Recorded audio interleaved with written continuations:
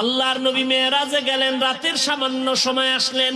আমার নবী তো খাতামুন নবিয়্যিন রাহমাতুল লিল আলামিন, সিরাজাম মুনীরা, শাহিদা ওয়া মুবাশশিরা, সব। কিন্তু আমার আল্লাহ তো আমার নবীরে নিতেছেন তার খাস কামরায়।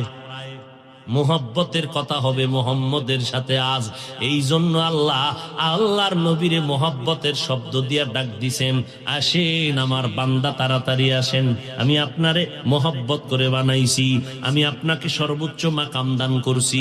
মাকাম দান করার পেছনে আপনার অক্লান্ত পরিশ্রমের ইবাদত হলো আপনার মূল। আপনি আমার সমস্ত আব্দদের মধ্যে দামি আব্দ। এজন্য আসেন, আপনার সাথে আমার বন্ধুসুলভ আচরণ হবে রাতের বেলা। আসেন, দিনের বেলা মেরাজ হবে না, কারণ গোপনে গোপনে বন্ধুর সাথে বন্ধুর মোহব্বতের আলাপ করতে মজা বাড়ে। এক কারণ। দুই নাম্বার, নবীরে আল্লাহ বান্দা বলার দ্বিতীয় কারণ, এই নাস্তিক বেঈমানের বাচ্চারা, জানুনি বান্দা কারে কয়? আমার শরীর আছে, রুহু ভিতরে নাই। আমারে কেউ বলবে আমি মানুষ, কি বলবে? আমার মানুষের লাশ। তাহলে বান্দা কারে কয়? যার দেহ আছে, ভেতরে রুহু আছে, দোনোটার সংমিশ্রণে হয় বান্দা।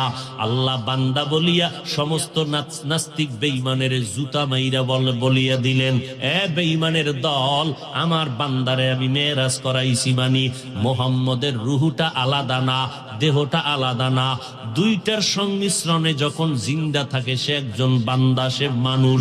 অতএব আমি বান্দাকে মেরাজ করাইছি, মানি মুহাম্মদের মেরাজ ঘুমের ঘরে হয় নাই, সশরীরে হয়েছে। আর একটা কারণ বলবো না, এটা নিয়ে আমগো সমাজে হুদা কিলাকিলি করে। কথা বুঝেন না? কিলাকিলি করতে করতে মর, এরপরে কবরে গিয়া ফেরেশতার ভিডা খা। আমগো কোন এ নিয়ে মাথা কামানের দরকার? নামাজ নাই, রোজা নাই, পর্দা নাই, হারাম খায়। এই বান্দা নবীর নিয়ে টানাটানি করার কোন মানি হতে পারে?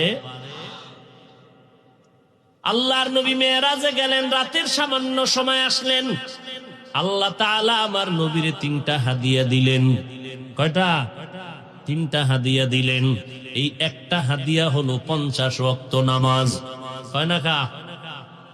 এই যুবকেরা ঘুমাও, কয় ওয়াক্ত নামাজ? 5 ওয়াক্ত। 50। এ যারা জীবনবার নামাজ পড়ো না, তোদের জন্য জরিমানা কালকে থেকে পুরা 50ই পড়বি। বাথরুম বন্ধ, খাওন বন্ধ। এত বছর পড়লি না, আমার আল্লাহর সাথে গাদ্দারি